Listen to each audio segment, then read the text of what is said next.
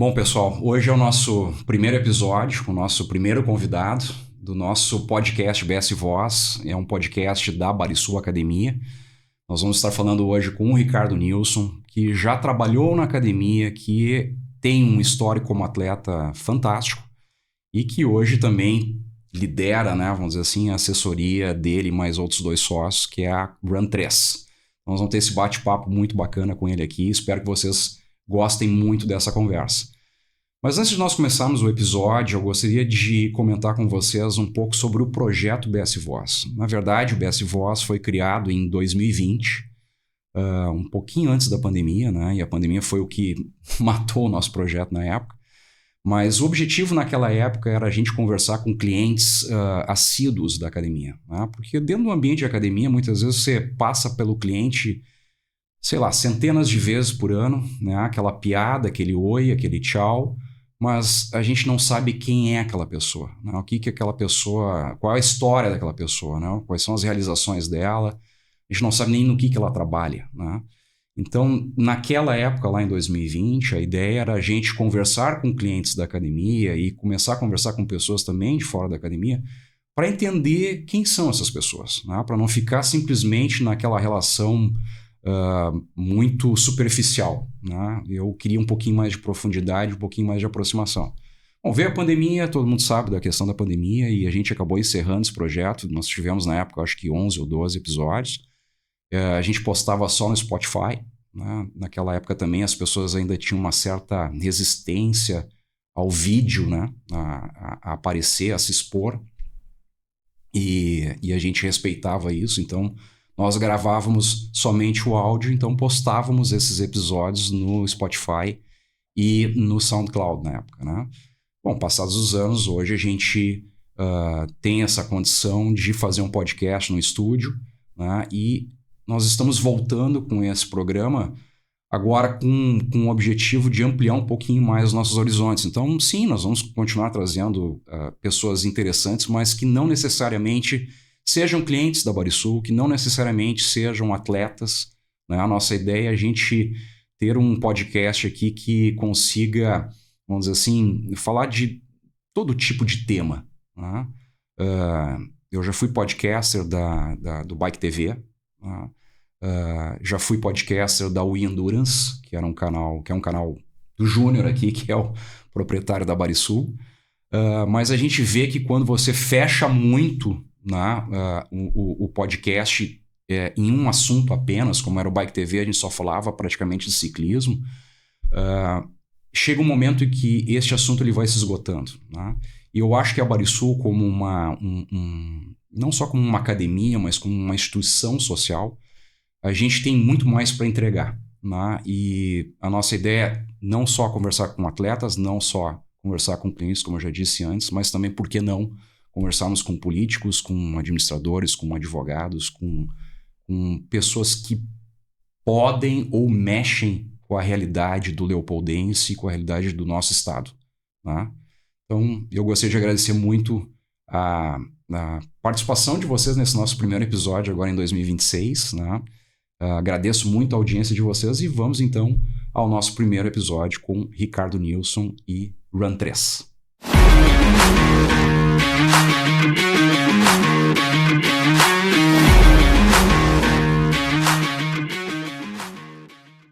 Bom, meus amigos, sejam todos bem-vindos ao primeiro episódio do BS Voz, um projeto da Academia Barisul.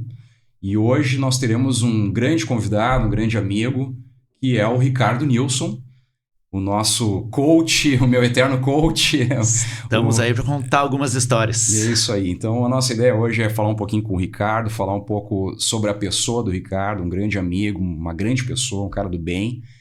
E depois a gente explorar um pouquinho mais como é que está a vida profissional do Ricardo, né? O que ele vem trabalhando e realizando aí dentro dessa área do condicionamento físico aí. É um cara que sabe muito, já está há um bom tempo na praça, né, Ricardo? Já 20 e tantos anos. 20 e tantos anos. Não tá com quantos anos, Ricardo? 46. 46, a coisa tá começando a ficar feia. A barba já o cabelo, branquinha, o cabelo já não branco. tem mais tanto. Mas, cara, eu te conheço já há muito tempo, né? Acabei te conhecendo num pedal que nós fizemos ali pro lado de São Sebastião do Caí. Tu não vai lembrar disso. Nós saímos... Agora de cabeça, não. Não me lembro que nós saímos com as bicicletas. Eu não sei por que nós estávamos juntos ali, tava eu, tu. Não sei se o Senna estava junto com nós. E provável, naquela época tu treinava muito com ele, né? E eu sei que nós saímos dali do ginasião, né? Ponto clássico. Um ponto clássico, E aí nós saímos dali e ali que eu te conheci, né? Então nós fomos pedalar e tal, e a gente foi conversando ao longo pelo menos no início, né? Enquanto tu ficou com nós. E depois tu foi embora, né? E eu fiquei sempre com o Ricardo Nilson na cabeça, né? E depois tantas outras histórias que a gente até conviveu juntos aí, né? Ricardo, onde é que tu entra no esporte? Eu sei que a gente já fez uma entrevista pela We Endurance, né? Que era um outro canal que nós tínhamos. Mas eu não lembro mais como é que tu entra no esporte do triatlon, onde é que tu veio, por que o triatlon que é um esporte tão específico? Na verdade, foi muito ao acaso, assim. Eu entrei na faculdade e eu senti que faltava alguma coisa para mim na faculdade de educação física, né? Eu sentia que os colegas que eram envolvidos no esporte, eles eram muito melhores, assim, envolvidos na faculdade. E eu tenho que achar um esporte para mim. Até então, eu nunca tinha praticado nada esportivamente, competitivamente, assim, né? Só que eu andava de bicicleta, eu nadava, eu corria. Eu tinha umas revistas de bicicleta que tinham um tal de triatlon lá. E eu pensei, eu nado, eu pedalo, eu corro, eu vou fazer isso. Vai ser o meu esporte para praticar e aplicar o que eu estou aprendendo na faculdade, né? E por um acaso, eu fui tentar me federar na federação e a federação estava fechada. Federação de triatlo. E daí a federação de atletismo na porta da frente estava aberta. Eu fui ali conversar com eles, tinha a inscrição da maratona, eu me inscrevi para a maratona. Então eu virei primeiro corredor e depois triatleta. E agora eu sou triatleta e depois corredor. Então vai misturando um pouco das duas, né? Que é uma coisa que tem muito a ver, né? A corrida com o triatlon, a corrida sempre... Até explicar um pouquinho para quem está nos assistindo aqui o que é o triatlon, né? O triatlon é um esporte com 3 modalidades. Né? Você começa nadando, depois você pedala e depois você corre, né? Tudo ao mesmo tempo, né? Tudo um na sequência do outro, não tem muito descanso, não. O negócio é contínuo, né? E tem vários formatos, né, Ricardo? Sim. Tem o sprint, o curto, longo. longo. Como mistura eles, às vezes só terrestre, só corrida e pedal, às vezes só que seria aquático, o duatlo terrestre, né? Enfim... E na época era muito iniciante, não existia nem o triatlo nas Olimpíadas. Então foi um esporte que eu olhei assim, vislumbrei, eu acho que aqui é um esporte legal para começar. Já tinha pessoas praticando na cidade, eu nem sabia. Então o próprio Tiefenteller, o André, tudo já praticava, eu nem conhecia. Eu achei que eu ia ser o primeiro triatleta da cidade. No fim, já tinha até equipe na cidade e eu fui conhecendo, fui interagindo. Né? E o pessoal treinava na Barisul... Hoje é Barisul, que era Shape. Na verdade, treinavam primeiro na Shape. Isso. E depois a gente migrou para Vitar. A antiga Vitar. Também virou Barisul. Exatamente. Aliás, a Barisul está completando esse ano 25 anos de atividade naquela estrutura lá do centro. Né? Muito bom. Uma história, né? E como é que foi a primeira maratona? Primeira maratona foi um desastre. Tu chegou a fazer um treinamento para ela, para correr a maratona? Não, eu corria aqui a Avenida São Borja, 5 quilômetros, todos os dias. Até então estava entrando na faculdade, não tinha base nenhuma de treinamento. E eu entrei naquela porta do atletismo, vi a inscrição, me inscrevi e fui para a prova correndo 5 quilômetros. Para não dizer que corria só 5 km, uma semana antes eu fiz 21 na pista da Unicinos. Tipo júnior, assim, dando voltinha na pista. Muitas vezes, E fui pra largada com a cara, coragem e uma barrinha de cereais na meia, assim. Era o que eu tinha pra prova. E consegui a primeira parte desenvolver até bem. Passei 1h29, a primeira meia maratona. Bom. Mas a segunda meia maratona foi um desastre. Foi morreu. Caminhando, correndo. Normal. Terminei achando que tinha sido a pior coisa do mundo, mas daí aos poucos eu fui vendo o feedback das pessoas. Mas tu correu a maratona? Mas como é que tu conseguiu correr a maratona? Eu achei que eu tinha feito muito ruim e no fim recebi um feedback bom, né? E daí eu comecei a gostar. Vamos Teu tempo praticar deu o quê? mais. 3 horas e 31. Foi bom. Foi bom para uma primeira, sem preparo. 1h29 a primeira meia e 2h02 a segunda parte, né? Tu te considera um cara, assim, que tu tem um talento natural para esse esporte de endurance, assim? Pra corrida, sim. A corrida é o teu mais forte. Eu senti isso já na escola. Tipo, eu nunca fui bom em nenhum esporte, assim, tipo técnico, futebol. Mas uma vez eu entrei no colégio, eles fizeram o teste de Cooper e eu ganhei o teste de Cooper. Eu nunca tinha praticado corrida, nada. Sim. Então eu senti, opa, tem alguma coisa. E é aquela coisa, quando tu te sobressai um pouco naquilo, tu começa a investir mais tempo naquilo também e acaba ficando cada vez melhor. Não é só predisposição, assim, né? Muito Sim, aí treino. Tem um propósito, né? Um treino específico para uma distância específica, né? E isso faz muita diferença, né, Ricardo? E eu gosto das longas distâncias, assim, tipo, essa parte do sofrimento, do tentar se superar, eu gosto muito, assim. Perfeito. Então... Que é uma coisa que eu acho que muitas pessoas estão buscando hoje, né? A prática de algum esporte que também gere esse momento de superação, né? Ou seja superação pela distância, seja superação pelo tempo, né? Conseguir baixar meu tempo nos 5K ou nos 10K ou na meia maratona, né? Ou vou migrar da meia maratona para a maratona, né? Eu acho que tem muito, assim, tanto, na verdade, até em termos, falando como treinador, eu tento segurar, porque hoje quem entra quer se superar ao máximo e já olha o máximo. Eu quero fazer um Ironman full, eu quero fazer uma maratona e não tem um triatlon na base, não tem uma corrida de 5, de 10 quilômetros, já quer se inscrever na maratona. Então tu tem que ir conversando, mostrar a tua experiência, tudo que eu já passei, falar dos meus erros, tipo, fazer a primeira maratona como a primeira prova foi um erro, sofri depois com isso.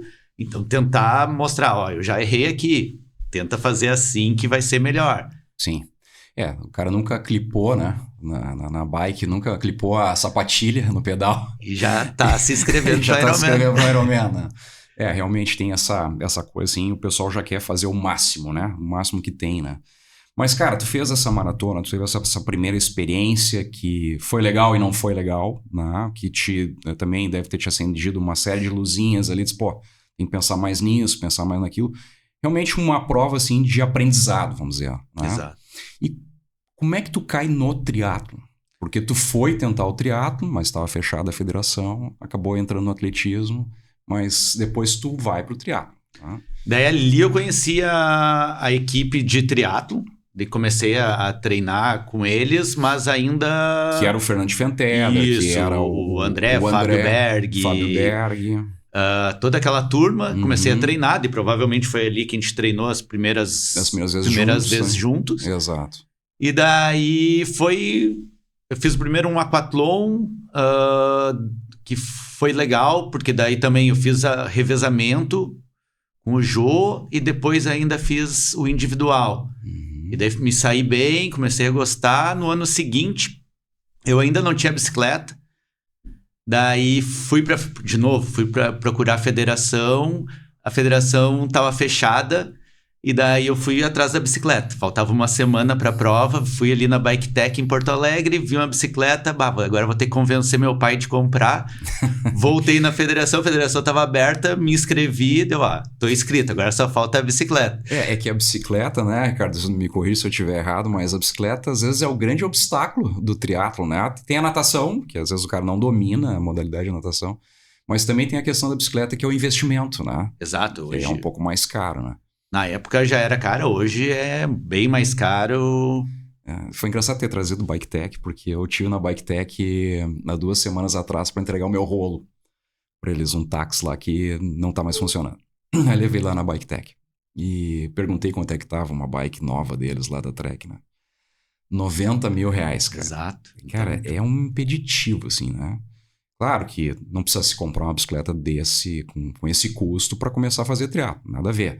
Mas uma bicicleta top, se você realmente for um cara que está buscando muita performance, né, lá na frente, né, quando a perna já não adianta mais trabalhar, tem que realmente ter algum outro elemento para ajudar na performance aí.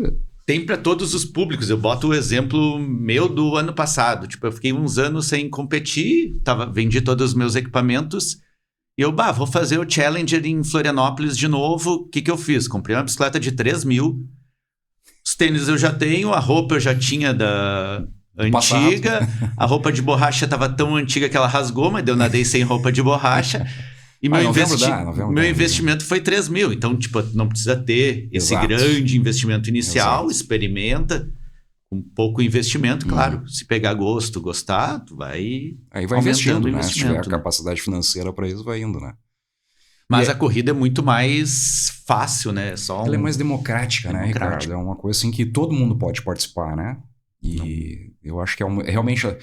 Até teve um boom da corrida de rua uns anos atrás. É cíclico, né? Mas agora parece que voltou de novo, né? Com toda a força, né? Ali 2010, que a gente até teve a Barisul Runners. Até vou comentar aqui, né?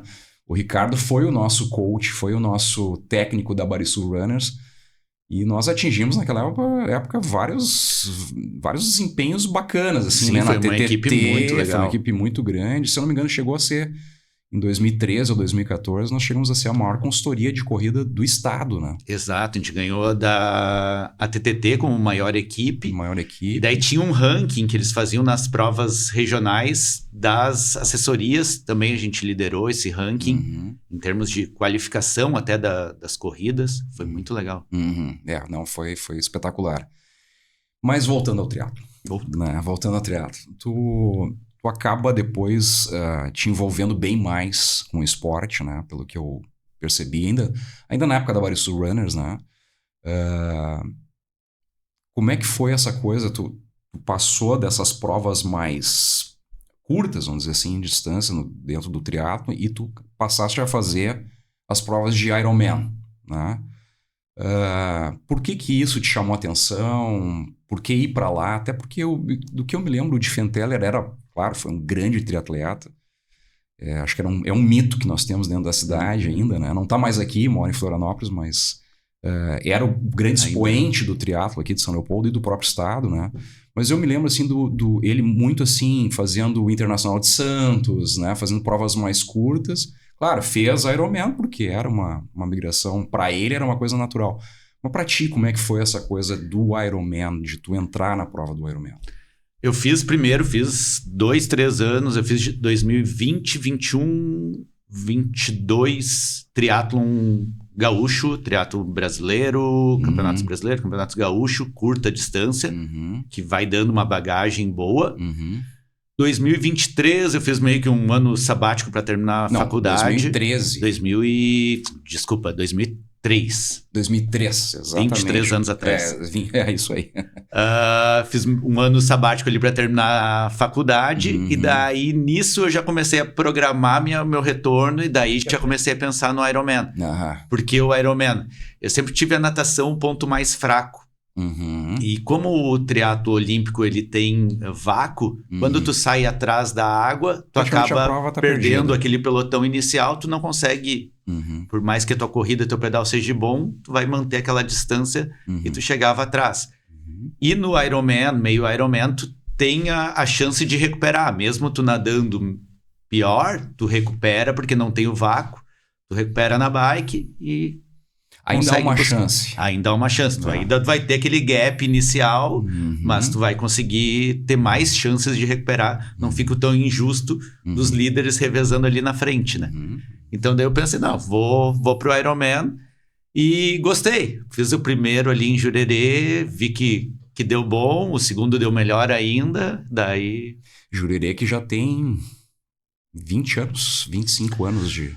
Eu fiz 2004 o primeiro, acho que foi 2003 o primeiro. Eles começaram. Então, 23 anos de Ironman Brasil em Jurerê Internacional. É isso aí. E a prova cresceu muito, assim. Nossa, eu acho que... Cara, quando eu fui ver a prova foi em 2004. E eu nem sabia que tinha a prova lá. A minha família sempre teve casa lá em Jurerê desde 1990. E era ali final de maio, sempre no último final de semana de maio, né? Fui pra lá porque eu gostava de ir pra lá, ia na sexta-feira, curtia e no domingo de noite voltava, ou na segunda de madrugada voltava. E eu cheguei lá e eu disse, nossa, Ironman, eu já conhecia a prova, já conhecia o que era o Ironman, mas nunca tinha visto uma. Em loco ali, né? E, cara, naquela vez, acho que deve ter sido 2004, 2003, alguma coisa assim, Quem estava narrando a prova era o Fernando Fenteller, né? Muito bom, aliás. Sim. Muito bom comunicador. E deveria ter, assim, 350, 400 atletas largando, né? E eu fiquei encantado com aquilo, mas hoje a gente está largando, hoje o número de participantes no Ironman Brasil não baixa de 2.400 atletas. É limitado, né? Porque é limitado. A inscrição dura 10, 15, 20 minutos. 10, 15, 20 minutos. Se tu abrisse mais dias, mais etapas, Exato. Com certeza ia ter ainda mais. Exato. E como é que foi a tua prova lá em 2004? Primeira 2003. Desculpa. Foi experiência, assim, tipo, era aquela largada, todo mundo junto. Não era por ondas ainda? Não, ainda era aquele povaréu largando. Eu me lembro que deu o sinal de largada, incrivelmente em Jurerê apareceu uma onda. Quando eu pulei a onda, eu mergulhei, eu senti que tinha uma pessoa embaixo de mim e senti que tinha uma pessoa em cima de mim. Então deu aquela revolta, consegui terminar a natação, peguei a bike, saí na bike, na época tinha um polar para medir a frequência cardíaca, tava em 190 batimentos.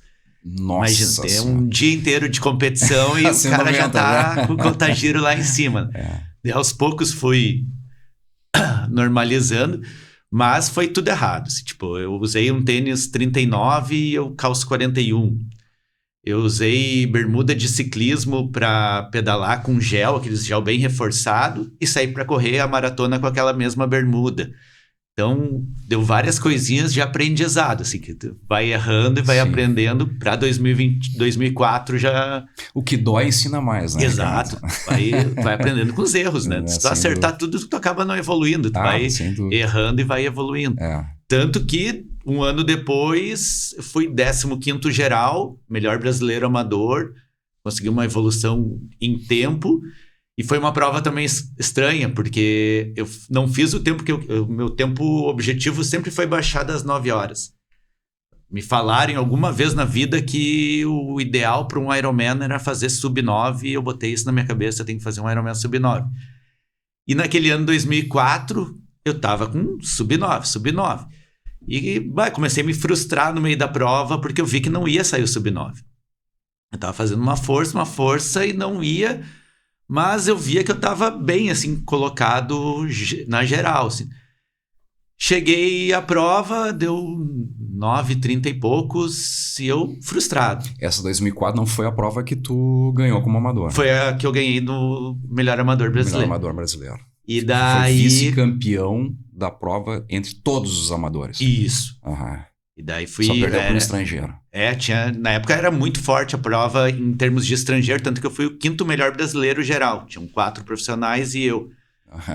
Mas tinham mais profissionais ainda atrás. Sim, passei alguns. E foi estranho, porque eu cheguei, eu não sabia que colocação tinha chego. Cheguei, daí tem aquela parte de alimentação. Cheguei na parte de alimentação todo vazia, ninguém ali, né? Deve ter 2 partes de alimentação, deve ser uma para outros. E eu entrei na primeira.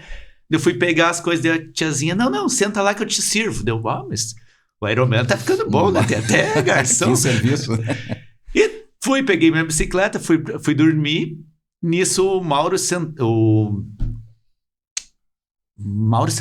Foi Mauro Centeno me ligou. Mauro Centeno, que hoje eu acho que mora no Uruguai, nadava muito com nós ali. Exato, eu treinava direto com ele. O Mauro é um querido, né? Ex-cliente nosso, mas que já não tá no Brasil já há muitos anos, né? E daí ele me ligou dando os parabéns, dizendo, parabéns, 15º, não sei o que, foi muito bem. Eu, não, fui mal, fiz 8h30 e poucos. Gente, só que 15º na geral do Ironman, tá? Somando aí os amadores todos, somando o profissional feminino e o profissional masculino. O cara foi 15º. Naquele ano a prova tinha sido muito difícil. E eu não tinha tido noção no circuito que ela tinha sido tão difícil. O campeão ganhou com 8h50 e poucos. O vice ganhou com 9. O Oscar Galins fez 9. Então, se eu fizesse o meu sonhado... Quem ganhou foi o Olaf. Se eu fizesse o meu sonhado sub-9, eu teria sido vice-campeão da prova. Então, era impossível eu fazer. E daí, só que até saber disso, eu tava frustrado com o tempo, né? Sim. Que é engraçado isso também, né? Porque todo mundo tá buscando seu personal best, né? Seu PB lá, né? Seu recorde pessoal na prova. Mas as provas são muito diferentes entre elas, né? Uma maratona no Rio de Janeiro, no calor de fevereiro lá, é diferente de uma prova, uma maratona no Porto Alegre em maio, junho, que é mais frio. Sim. Né? E isso é uma coisa assim que às vezes as pessoas ficam muito... objetivam muito a questão do tempo, né? De baixar o seu tempo, né? Mas você também tem que ver a dificuldade do circuito. Né? Esses dias estava dando lá o Ironman nas Ilhas Canárias, lá na Espanha, Lanzarote. Né? Então, a prova que a Lucy Charles faria para 8 horas e 30, ela fez para 9 horas e 30. Exato. Né? Tem muita subida, muita altitude, né? Então, isso é uma coisa que... Foi uma coisa frustrante para ti em relação ao tempo, mas se tu for ver a colocação, foi maravilhosa. Sim, a prova em si foi fantástica. Foi perfeita. Uhum. E isso, eu estava até conversando com um organizador esses tempos, que para a prova de corrida está sendo um obstáculo, porque eles estão tendo que ver cada vez mais circuitos planos, porque o pessoal está querendo muito tempo.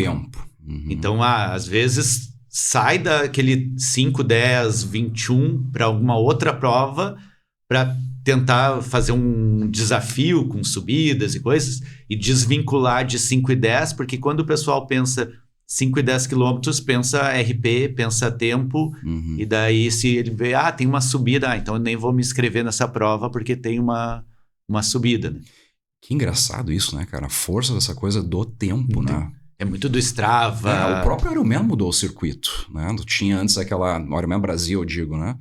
A gente tinha aquela subida ali para ir de Canajurê, né? Para ir para Canasvieiras ali, que, ali tinha que caminhar, né? E aquilo te atrasava muito no tempo, né? Porque era cheio de fotógrafo, né? Não, bem na hora. cheio de fotógrafo, tu não podia parar para caminhar. Era difícil, queria fazer bonito, né? Eu me lembro de cara subindo aquilo, eu disse, meu Deus, o cara deve estar indo com o batimento cardíaco dele, deve estar lá em cima. Sim, né? Ele vai destruir o resto da corrida 180. dele. É muito complicado, né? Cara, e aí tu tem essa excelente classificação lá em 2004, eu me lembro que eu tava lá, né? Eu te vi assim com os lábios roxos chegando, né? Me lembro que tu passou a Fernanda Keller, né? A nossa rainha, né? do triatlo de longa distância. E dali tu conseguiu uma classificação para o Mundial de Kona, que é o que todo triatleta gosta de fazer, é participar do Mundial de Kona. Só que não é para qualquer um, né, Ricardo? Isso aí tem que buscar a classificação, né? E aí tu conseguiu essa classificação. Como é que foi a tua experiência lá no Mundial? Na verdade, nesse primeiro ano eu consegui a vaga, só que tinha que ter $400 em espécie no dia seguinte para bancar a vaga. Exato. Eu não tinha nem o dinheiro e nem quanto mais conseguir trocar para dólares de um dia para muito difícil. De um dia para o outro. Então, nesse primeiro ano, eu não consegui comprar minha vaga no outro dia. Perdi a vaga. Só que voltando daí para academia, dava aula na Bodysul, os alunos mesmo vendo aquilo, eles não, vamos ter que te ajudar. Em algum momento. E eu estava inscrito para o Mundial de longa distância na Dinamarca. Na Dinamarca, me lembro disso aí. Então daí eles já fizeram fizeram rifa, fizeram janta. Galeto. Para me ajudar a ir para Dinamarca, fui, passei mal lá, desmaiei, não consegui terminar a prova, mas foi experiência. Perfeito. E daí fiquei mais forte pro outro ano. Outro ano fiz 2004 o Ironman, consegui a vaga. 2006. 2004. 2004. Não, 2005. 2005 foi quando eu entrei. 6. Sei mais que tu, Ricardo. Pra te ver o que é fã, 2004 foi o primeiro, 2005 foi o ano que tu não fez. O ano que eu não fiz. E 2006, daí agora tu consegui a vaga e fui. Daí é muito legal. Tenho a vontade de fazer de novo, porque sempre tu acha que tu podia ter feito melhor. Eu machuquei no processo de treinamento, então tive que ficar um tempo sem correr. E que lá na prova acabei sentindo isso. Mas só de estar lá na ilha, ver toda a prova é muito legal. E compartilhar o espaço com aqueles profissionais. Exato, né, tu olha pro lado... Meu Deus, é tudo... Os caras são fantásticos, né? E eu acho que foi o ano que o Maca ganhou. O Maca ganhou em 2007, 2010, acho que foi. Não sei se foi o alemão, aquele baixinho... Pra guardar nome, isso é terrível. Sim, Stadler. Isso. Stadler, verdade. Ele ganhou em 2006, isso. Uma quota. Isso, uma quota, uma bicicleta quota. Cara, e encerrando essa parte do Ricardo atleta, pô, cara, tu tem uma performance fantástica em várias provas, né? Tu é um ícone aqui para nós no negócio do triatlo, mas também na corrida, né? O que o Ricardo Nilsson como atleta tá buscando ainda? Tu tá com 47? 46 para 47. 46 para 47, né? O que tu ainda tá buscando, Ricardo? Agora é mais aquela justamente qualidade de vida, buscar uns desafios, que nem agora eu estou inscrito para uma prova de 80 quilômetros nas serras de Minas, subindo e descendo, uma coisa que eu nunca fiz tão... Como é que é o nome da prova? La Mission. La Mission, bem famosa. Ela tem a etapa principal na Argentina e tem a etapa brasileira. É teoricamente a prova mais dura de trail run do Brasil. Trail run. Então, esses desafios e, ao mesmo tempo, o desafio de levar os meus atletas meio que de seguidor, assim, a esse mundo, assim, né? Então, o Ricardo como profissional da educação física, como treinador, né? Eu vou voltar um pouquinho atrás. Tu teve aquela experiência com o Barisul Runners, né? Levou a Barisul Runners a ser a maior consultoria de corrida de rua do estado do Rio Grande do Sul. Tá? Tu acaba saindo dali. Tu teve uma oportunidade de assumir uma academia em Estância Velha, que é a Vic Center, né? Isso. Trabalhou lá muitos anos com eles, foi coordenador lá. E depois tu abre o teu próprio espaço, né? De treinamento de cross também em Estância, né? Me parece que é isso, né? Tá. E como profissional, assim, Ricardo, tu tem essa iniciativa da assessoria, que é a Runtress. Né? Então, tu tem lá o teu espaço de treinamento, tu trabalha lá, né? Mas tu tem agora, ou já faz algum tempo, eu imagino que uns 4, 5 anos. 4 anos tu tem a Runtress. Né? E eu vejo muitas das tuas postagens estão relacionadas a Runtress. Por que essa coisa de ir para assessoria na corrida e no triatlo? Na verdade, eu sempre fui apaixonado por treinamento. Certo. Academia, musculação, personal, me satisfaz muito, mas o que mais me satisfaz é pegar o júnior e conseguir fazer que o júnior alcance os objetivos dele. Essa parte do treinamento, ver a transformação do atleta, do aluno ao atleta, isso sempre me alimentou muito. Assim. Então, mesmo quando eu larguei a Barisul Runners, eu continuei treinando alguns alunos, muito poucos, porque faltava tempo. E daí agora, mais estabilizado, assim, eu pensei, não, vamos dar o start de novo naquilo que tu ama. Assessoria, exato, gostar. Daí me juntei com mais 2, que foi a junção do R, do U e do N, o Rony, o William e o Nilson, que no triatlo sempre fui chamado pelo sobrenome pelo Nilson. Então daí a gente montou a Run 3 e daí vem assessorando, ela vem crescendo muito, tá muito legal o trabalho. Que bacana. Vocês têm assessorado tanto pessoas para 5K, 10K, como para maratona, enfim. Exato, desde o iniciante, aquela pessoa que nunca correu, vem, eu queria começar a correr, mas nunca corri, vai começar caminhando, correndo, bem de boa, aquele aprendizado inicial mesmo, até maratonistas, trail, triathlon, já tem agora no Ironman, então vai de todos os lados, né? Perfeito. E o que tu enxerga, assim, dentro dessas pessoas que tu acaba monitorando, dando coach para elas, dando treinamento, o que tu percebe, assim, qual é o maior erro dessas pessoas? Assim, o que mais se apresenta, ou se apresenta com mais frequência? Assim, qual é o erro mais comum dessas pessoas que estão treinando contigo? O que tu percebe, assim? Na verdade, eu brinco que eles treinam quanto pode e não quanto devem. Então, a maioria, a gente sai para correr agora, ela corre, pergunta como é que tu correu? Corri o quanto eu consegui. Sempre tenta dar o máximo, até porque hoje tem, eu vou postar meu treino no Strava, vou repostar no Instagram, se eu postar com pace ruim não vai ser legal, o pessoal sabe que eu corro para X, eu tenho que correr para X, e no treinamento não. No treinamento tu tem que correr algumas vezes devagar, algumas vezes rápida, então hoje tá muito, não é na moda, mas específico, o treino polarizado, onde tu vai ter momentos de muita intensidade, mas momentos bem calmos. Sim. E o mais difícil para o aluno iniciante é explicar que ele precisa correr nesses momentos calmos. Sim. O aluno iniciante ele vai ter que caminhar para recuperar, para conseguir dar outro estímulo forte. Senão ele fica muito ali na zona 3 e acaba não tendo Se estímulo. chama de área cinza, né? Exato. O que são as zonas de treinamento, né? Você tem lá um batimento cardíaco máximo, me corrija aí, Ricardo, se estiver errado. E você tem um batimento máximo, né? E isso vai depender muito da idade, vai depender muito do sexo. Né? As mulheres normalmente batem mais do que os homens. E é fisiológico, assim, também. É fisiológico, é bem da pessoa, eu né? e tu temos a mesma idade, mesmo nível de treinamento, o meu é maior, o teu é menor, e não quer dizer que eu seja melhor ou pior também. Certo. Então você encontra lá o seu VO2 máximo, né? E a partir dali você tem 5 zonas de treinamento, né?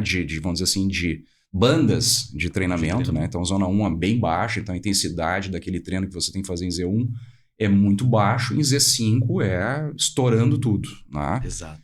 E é importante fazer esse como eu vou dizer assim, o desempenho lá na frente é como uma comida, um prato de comida lá num restaurante, né? Você primeiro tem que trabalhar o arroz, tem que trabalhar o feijão, tem que trabalhar a carne, tem que trabalhar a salada, tem que trabalhar não sei o que, para depois largar esse prato todo lá para aquele atleta, né? A base ali, uma cozinha, né? O treinamento é uma cozinha com diversos recursos que você usa para... Agora, não adianta você fritar o bife com o fogo no máximo o tempo inteiro, vai queimar o bife, vai passar. Ou ele vai queimar por fora e vai ficar cru por dentro. Né? Exato. Então, eu imagino assim que as pessoas também têm muita dificuldade, talvez uma das dificuldades que as pessoas têm muito, vou aqui recolocar a minha colocação, meu posicionamento, mas é a dificuldade de entender o treinamento mais lento, de baixa intensidade, e se dar o tempo, saber que precisa de tempo para você chegar no seu melhor. Exato. Né? Você não consegue chegar, começa a treinar uma maratona fazendo maratona. Né? Vou treinar uma maratona por semana para fazer a maratona. Não, você não vai conseguir treinar uma maratona por semana. Né? Tem treinamentos bem básicos, bem de base mesmo, que tem que ser realizados. Né? E acabam querendo... para ver uma adaptação desse corpo. Eu quero treinar todo dia. Não é necessário. Então, tu tem que entender o treinamento ali para conseguir ter o melhor benefício. Né? Fazendo uma correlação com isso, eu vejo muitos clientes na Barisul, né? Eles chegam lá e dizem assim, eu quero fazer pilates, natação, musculação e quer não sei o quê. Cara, vai mais devagar. Vamos começar com uma coisa, depois você vai agregando outra, se tiver condição de regenerar, né? Pra essa outra tem muitos alunos que chegam, querem fazer musculação todos os dias. Perfeito. Mas se tu vier 2, 3 vezes por semana o ano todo, vai ser ótimo. Muito bom. É muito melhor tu vir 2 vezes por semana o ano todo do que tu vir 2 meses todos os dias e largar a academia e não vir mais, né? Perfeito. Então... E como é que tu faz, por exemplo, tu deve ter clientes lá de, vamos dizer assim, 20 anos de idade, homens, e tu deve pegar mulheres de 60. Como é que tu faz essa personalização? É feita uma personalização de treinamento para esses dois perfis tão diferentes assim? Sim, sim. Na verdade, hoje o treino ele é todo personalizado e eu acho que o principal é o feedback, é a conversa. Então, a primeira coisa que eu faço é marcar uma avaliação onde eu vou explicar o porquê dos treinamentos, como que vão ser os treinamentos, aonde que a gente vai botar um pouco de intensidade, explico a parte da recuperação principalmente, que é onde tu mais ganha, então tu não vai estar ganhando no treino, tu vai estar ganhando a partir do pós-treino, tu te recuperando bem.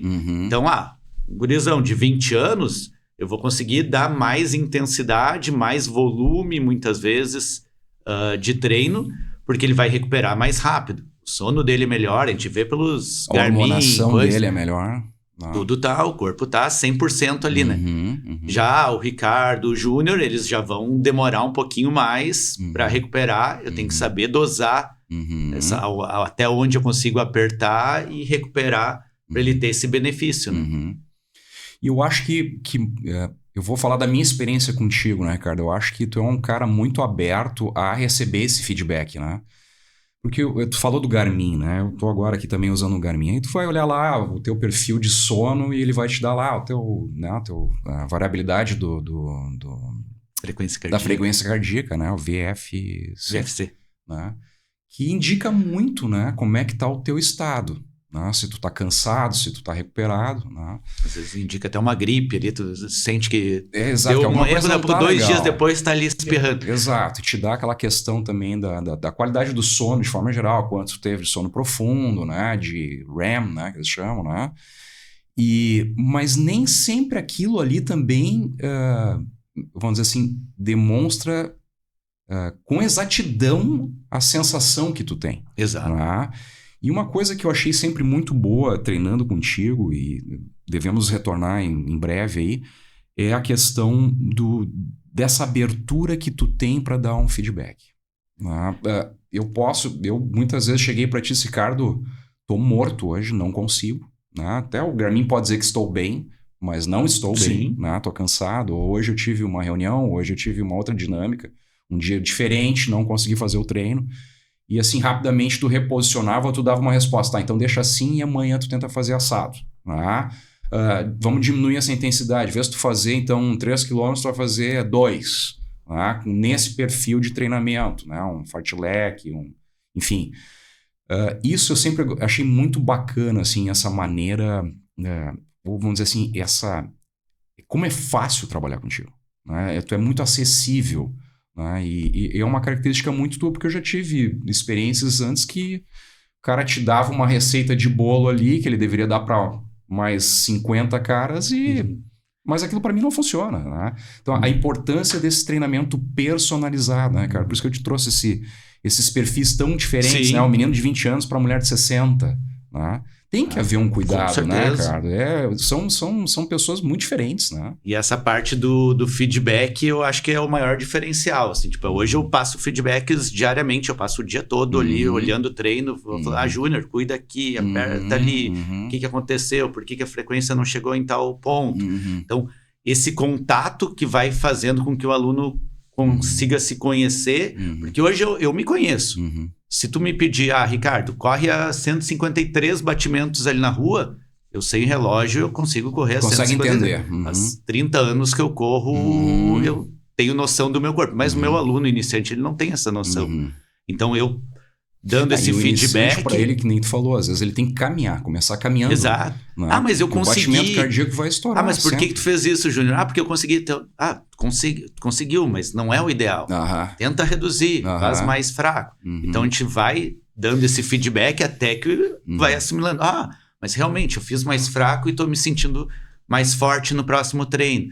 Ele vai vendo essa evolução e ele vai começando a comprar a tua ideia. Porque tu tem que vender a tua ideia, né? Tu tem que mostrar para ele, faz assim, porque vai ter um ganho lá na frente. E daí ele vai ter que ter o ganho lá na frente, senão ele não vai comprar essa tua ideia, né? Tem tanta coisa, mas a gente vê assim que o pessoal que está mais na rede social, ele sempre tem lá uma prova A, uma prova B, uma prova C, né? Normalmente a prova A é a que tem mais tempo para se preparar para ela, né? E as outras provas são provas intermediárias até para você entender em que ponto que tu tá dentro do treinamento, né? Como é que tu estrutura esse treinamento? Por exemplo, o Joãozinho viu o nosso podcast aqui, quer entrar em contato com o Ricardo. Como é que tu estrutura isso? Tu faz, então, a primeira avaliação com ele, conversa, uma avaliação que pode ser, acho, por vídeo, pode ser por presencial, né? Eu vejo tu já usando muito aquele equipamento de respirometria, né? Para poder ver as zonas, certinho as zonas de treinamento dele, né? Então, Às vezes são testes que o Ricardo põe uma máscara, vai ver a troca de gases ali, né? Quanto de gás carbônico você está expelindo, de oxigênio, enfim. Usando de oxigênio. Exato. Aí ele consegue definir o seu VO2 máximo a partir desse teste e aí as zonas de treinamento. As zonas de treinamento. Tá? Então, acho que essa primeira avaliação é para isso, né? E dali em diante, tu começa um trabalho muito mais de frequência de treino ou mais de baixa intensidade para ir construindo ao longo do tempo um trabalho com mais intensidade, mais volume. Como é que tu...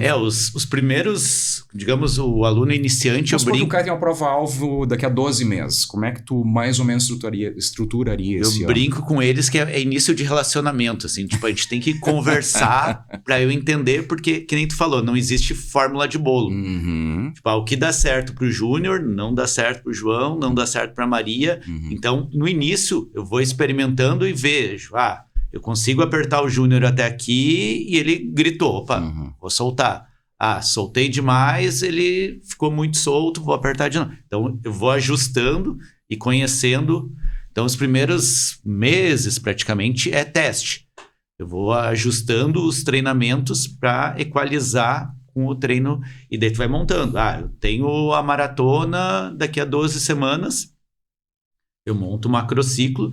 É um esqueleto para chegar lá na maratona, mas como a gente não é atleta profissional, a gente sabe que raramente o que tu pensou 12 semanas atrás... Ou 12 meses antes. Vai dar certinho ali. Porque tu ficou gripado, o filho ficou doente, tu perdeu. E uma das coisas que eu aprendi é que o treinamento é que nem um muro. Vai botando tijolo e vai crescendo esse muro. Se tu perder muitos treinos ali na base, se teu muro vai ficar com uma base fraca, vai chegar uma hora que ele vai despencar.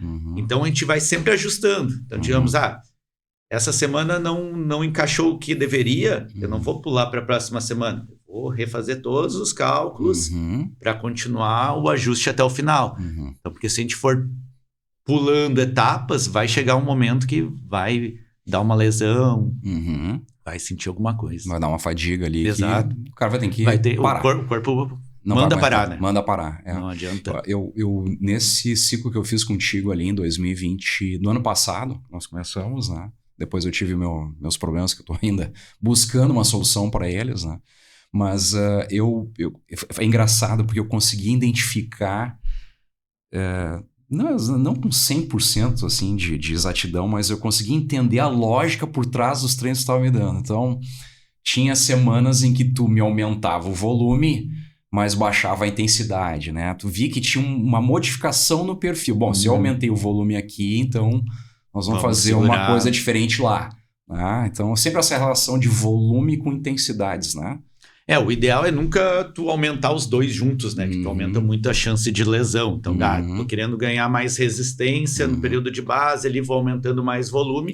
É claro que o corpo vai condicionando e a intensidade que era X aqui vai ser Y aqui no mesmo grau de intensidade. Mas tu vai evoluindo por etapas ali, né? Isso é importante. Essa estruturação do treino é muito importante, né? Eu particularmente fiz 10 Ironmans. Eu fiz 8 self-coaching, ou seja, fazendo sem saber o que eu estava fazendo. E o meu melhor resultado no Ironman foi justamente quando eu cheguei num platô, num treinamento, né, naquele ano, foi em 2015, né, e eu liguei para o Ricardo e disse: Ricardo, me ajuda. Eu não estou mais conseguindo. Eu sentia que eu tentava mudar o volume, aumentar só que a performance não vinha, né? A perna fraca, a natação fraca, exausto. E eu me lembro que o Ricardo foi, assim, crucial, né, para aquele resultado, porque ele me pegou, acho que uns 4, 5 meses antes. Ele disse: para tudo, fica 10 dias em casa agora, tu vai procurar um nutricionista, né, e vamos refazer todo esse teu treinamento, né? Claro, mesmo fadigado, eu construí uma excelente base, né? Eu tava com 67 quilos, tava magrinho. E eu acho que ali aquele metabolismo da gordura já estava bem, vamos dizer assim, bem desenvolvido, né? Mas quando o Ricardo entrou, aí modificou completamente. E eu vou dizer assim, tu me proporcionou através dos teus treinamentos, assim, umas sensações, tanto no treinamento como na prova, que eu nunca pensei que eu teria. Né? Então, me lembro tu me dando lá, pô, tu vai fazer os 180 da bike hoje e tu vai fazer uma corrida lá com tipo um fartlek, uma coisa assim, com uma intensidade. Eu digo, meu Deus, como é que eu vou fazer isso? Não vou fazer. E aí tu sai da bike e tu vai fazer o treino, cara, e tu bate os teus números todos no treino, né? É uma sensação maravilhosa, sim, né? E lá em 2015, tava lá em Jurerê, tu tava lá também, né? E dentro da maratona, não sei se em todas as maratonas, mas a maratona do Ironman, tu tens ali o pessoal diz que tu chega no muro, bate no muro lá entre os 28 e 32 quilômetros da maratona, e depois tu liga de novo, né? E eu me lembro que eu passei pelo Ricardo, você faz lá 3, 4 voltas, passei pelo Ricardo, tava tudo bem, tava tudo fantástico, meu pace estava maravilhoso, né? E quando chegou nos 28 quilômetros, eu simplesmente apaguei. Né? Eu não sabia se eu tava com uma quantidade enorme de glicose, vinha tomando mel o tempo inteiro, aqueles géis, né? E aí que eu passei por ti, eu disse, pô, tô acabado, cara, tô acabado. Ele disse, não, continua, vai mais um pouco, daqui a pouco vai ligar. Né? E realmente ligou. Né? E a sensação de ligar e tu dizer, pô, já fiz 3,8 de natação, já fiz 180 de bike, já fiz 30 quilômetros de corrida e liguei de novo, é uma coisa espetacular, né? Então, tu me fez passar por essas sensações aí. E é experiência, eu já tive essas mesmas experiências, no Iron mesmo, teve esse Iron que eu cheguei em 15º, ia lá para Canas, quando eu cheguei em Canas eu cheguei mal, isso era 12, 14 quilômetros, né? Sim. E daí comecei a suplementar, comer, e daqui a pouco voltou a subidinha lá, quando eu voltei para Jurerê, parece que deu a vida novo, de novo. Zerado, né? Então tu não dá essas provas de longa distância, não dá pra gente desistir no primeiro percalço ali que tiver, né? A gente tem que estar insistindo. E eu tô olhando aqui o relógio para nós não passar muito aqui, senão o nosso diretor vai nos cortar o embalo aqui. E, Ricardo, uma coisa que eu tenho visto no mercado, eu não sei se isso é mais Instagram, YouTube, enfim, de alguns, ou se realmente é uma tendência. Essas ultramaratonas, como tu vai fazer, por exemplo, La Mission, 80 quilômetros, que não é 80 quilômetros no asfalto. Não. Né? 80 quilômetros de trail, né? De chão batido. Tanto de altimetria. Com 5.000 de altimetria. Pô, isso é subida pra caramba, né? Eu vejo, a minha percepção é que esse tipo de corrida ela vem se popularizando, né? Nos Estados Unidos, na Europa. O próprio Ironman tem, né, o MTB, né, UTMB, se não me engano, uma coisa assim, que é uma franquia de ultramaratonas. Né? Como é que tu tá vendo esse mercado? Tá indo mesmo para isso ou não? Ainda é para muito poucos que fazem? O mercado ele é bem cíclico, né? Então, digamos, normalmente as pessoas começam, digamos, na corrida e daí começam a correr 5, correr 10, correr uma maratona e daí preciso de novos objetivos e daí vislumbra. Um público vai para o triatlo, um público vai para o trail run, que são provas mais desafiadoras, né? Então, acaba tendo essa migração de... E tem muita questão do desafio, né? Hoje em dia, com o Instagram, YouTube, tu vê que o Júnior fez, eu quero fazer também. Mas tu não sabe a história do Júnior para chegar lá. E daí tu quer em um ano chegar, se der um ano, tudo bem, né? Tem gente que quer mês que vem, me inscrevi para fazer 80 quilômetros. Mas nunca correu e agora vou fazer 80 quilômetros. Sim. Daí vai passar mal, né? Esses dias eu estava olhando ali, tem um cara que eu sigo, ele é dono de uma empresa de suplementos, né, de nutrição nos Estados Unidos, e o cara é muito forte, é um cara muito malhado, e corre muito, né? A maratona dele é 2,45. O cara corre muito bem para um cara que não tem tanto histórico, né? Começou a correr há 5 anos atrás, a primeira maratona dele foi para 4,13, o cara foi insistindo, hoje está correndo maratona para 2,40 e alguma coisa, né? E ele já fez várias ultras, né? E a gente, quando fala de ultra nos Estados Unidos, está falando de 50 milhas, que dariam mais ou menos 80 e poucos quilômetros. E tem as de 100 milhas, e tem as de 150 milhas e 200 milhas, e os caras estão indo para esse negócio, né, cara? É interessante, né? E aí ele mesmo montou, num rancho que ele comprou lá no Texas, ele montou a própria corrida dele. E o cara fez em 3 dias 306 milhas. São 500 quilômetros. Sair daqui até Florianópolis correndo. Em 3 dias chegar em Florianópolis. É impressionante, né? Onde o corpo humano tá indo, né? É mostrar o quanto que até onde tu consegue chegar, né? Então, exatamente. É desafio, não é para qualquer um, não dá para vender isso, dizer que qualquer um pode fazer isso. Tem que ver a bagagem da pessoa, ela tem que ter uma construção para chegar nesse ponto, né? Sim. Não dá para sair vendendo assim, tipo, eu vou te fazer ultramaratonista e tu nunca correu. É quase impossível. Sim. Mas enfim, meu amigo, a gente também tem um anúncio para fazer aqui, né? A Run 3 vai começar a operar dentro da Barisul. Então, agora nós vamos deixar todos lá os contatos do Ricardo, né? Da equipe dele. Informações, né? As informações, como é que funciona, né? Então, vamos fazer uma série de postagens aí em collab, né? E o Ricardo, então... Tem lá o seu negócio lá em Estância Velha, tem já a sua assessoria, parece que tu tá sempre terças e quintas aqui em São Leopoldo, terças né, e quintas tem direto já um aqui em grupo São treino Leopoldo. aqui, né?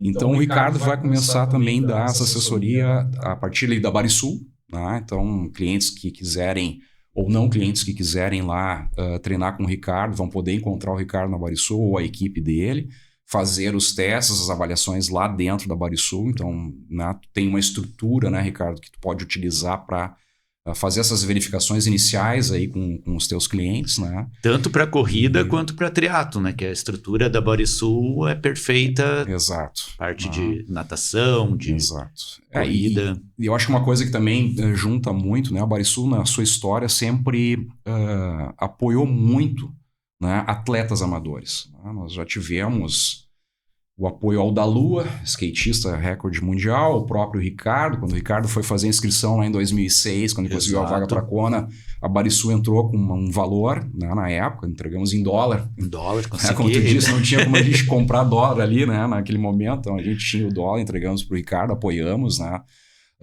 O próprio handball feminino do Gush, eu acho que já faz uns 10 anos que nós apoiamos as meninas, elas treinam segundas, quartas e sextas na nossa estrutura de musculação na parte da tarde, né? Já tivemos diversos atletas aí que foram apoiados pela Barisul, a própria Luísa Saft, o Alexandre Saft, foram a Luísa campeã mundial de triatlo exterra, né? Agora tá só na bike e na natação, né? Tá com um problema ali, acho que no quadril. O próprio Alexandre também, que foi um grande triatleta aí. Nós já apoiamos o vôlei feminino do Snowdown, né, por muitos anos também, né, apoiamos com dinheiro, inclusive, né, sendo patrocinador. Então, realmente, a gente, canoagem, né, tinha uma equipe de canoagem aqui no Rio dos Sinos que a gente também ajudou. Então, assim, a Barisul sempre teve essa conexão com a competição, né, nós tínhamos os Barisul Runners, mas nós também tivemos a nossa equipe de natação, que também foi muito forte, a gente chegou a ser a segunda potência da natação master no Rio Grande do Sul. Perdemos só para o União, porque o União abriu os olhos e disse, na última etapa tem que levar. Eles chegaram lá com 5 ônibus para a última etapa e nos ganharam pela quantidade de atletas que eles apresentaram, mas a gente, se eles não tivessem feito isso, nós tínhamos levado o caneco, né? Fizeram barulho. Enfim, a gente tem esse histórico de relação com o esporte competitivo, né? A gente sempre foi um centro de treinamento. Claro que para ser centro de treinamento você precisa de treinadores, né?